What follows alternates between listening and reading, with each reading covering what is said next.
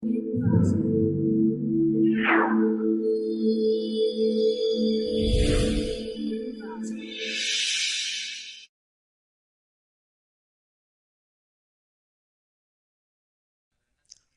to clickmyproject.com. Now we are going to discuss about the product mixture of Gaussian blur kernel representation for blind image restoration. Now we are going to discuss about the abstract for the process. Blind image restoration is used in a prior information of an image can often be used to restore the sharpness of the image. Deblurring is the process of removing the blurriness artifacts from images, such as blur caused by the defocus, aberrations, or the motion blur present in the image. Motion blur is the apparent streaking of rapidly moving objects in the still images. Hence, it is done by using the camera shaking or otherwise the moving objects. A Gaussian blur is the result of blurring an image by the Gaussian function. The success of the recent single image methods partially stems from the use of various sparse pairs for entire either the latent image or the motion blur kernels. Since our research shows that the proposed method is more efficient and robust than the state-of-art methods in a noisy environment due to its increased signal-to-noise ratios.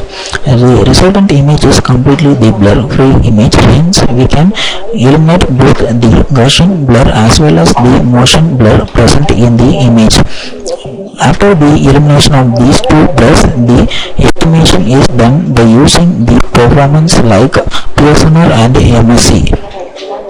Hence, the Pearson ratio is high by applying the aspect filters in this process. Hence, this process is well suitable for all images. Hence, it is more suitable for the dataset images. Now we are going to discuss about the flow diagram for the process. This is the overall flow structure for the process. At first, the input image is taken from the dataset. The dataset is the folder which consists of the several input images. After getting any one input image from the dataset, the input pre-processing is carried out. In this pre-processing step, we have divided this step into two types. First one is the image resize and then the channel separation. In this image resize, we just scaling the image into an aspect ratios. After the image scaling, the channel separation is done. In this channel separation, we just segment the channels like RGB. Hence, the red, green, blue channel will be separated from the input. After that, we have to add the blur in the image. So blur addition is carried out. In this blur addition step, we are just adding the two types of blurriness. First one is the Gaussian blur. In this Gaussian blur, we are applying the white noise to blur the image. After the Gaussian blur, we just applying the motion blur to blur in the image once again. After applying these two blurriness to the image, the blur removal step is carried out. In this blur removal step, we just doing the two steps. First one is the angle estimation, then the second one is the length estimations. In this angle estimation is done by the categorized as coarse filtering and then the fine filtering.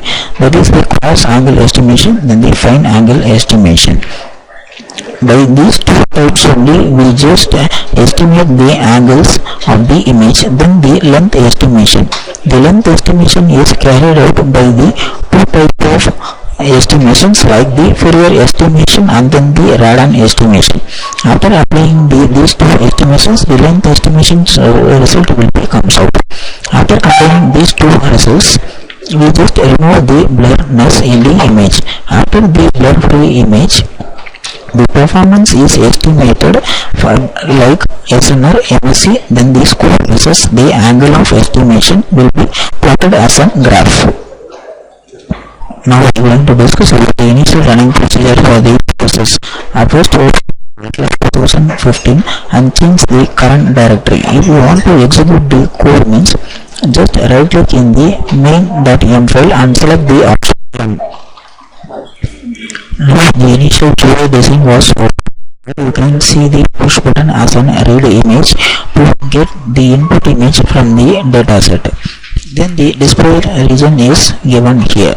Now I click the read image, then open the dataset folder. Now select any one image from the dataset. After the selection of the dataset image, the collected image is shown in the axis 1 with the title input image. After getting the input image from the dataset, the resize is carried out. In this resize, we can just resize the image into an 256 x 256 or otherwise the 512 x 512. If you reduce the size of the image means you just click the 256 x 256. Now the corresponding resized image is shown in the axis 2 with the title resized image. After the resize, the channel separation is carried out. In this channel separation, we just want to segregate the single image into a red channel, green channel and then blue channel. Now the red channel image is shown in the axis 3 with the title red channel. Now the green channel image is shown in the axis 4 with the green channel. Now at last the final blue channel image is shown in the axis 5 with the title blue channel image. After the segregation of the channel present in the image, now click the button blur image. Now here we have the two type of blurriness. First one is the Gaussian blur and then the second one is the motion blur. By clicking the Gaussian blur, now the Gaussian blur image is shown in this figure. Now the type of the blur which we have uploaded is Gaussian. Now the dimension of the Gaussian and then the sigma value of the Gaussian is shown here. Now the blurriness of the motion is added to the input image. Now the type of the motion is given here. Now the dimension and the sigma range is given here. Now click the button next. After clicking the button next, the new GUI window will be open. This new GUI window, you just click the button deblurriness. Now remove the Gaussian blur. After clicking the option remove the Gaussian blur, the Gaussian blur will be removed. Now the blur free image is shown in the axis 1. Now the corresponding PSNR values for the red channel, green channel and blue channel is shown here. Now the corresponding final PSNR value are also shown here. Now the mean square error, that is the MSE value, is also shown here. After the deblurring of Gaussian blur, we have to apply the deblurring of motion blur.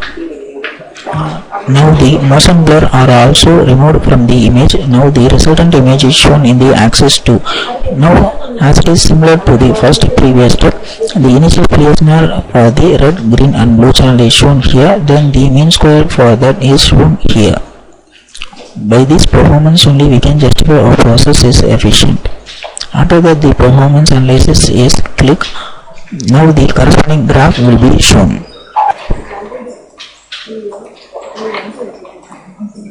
Now these are all the corresponding graph which is shown in the figure 1.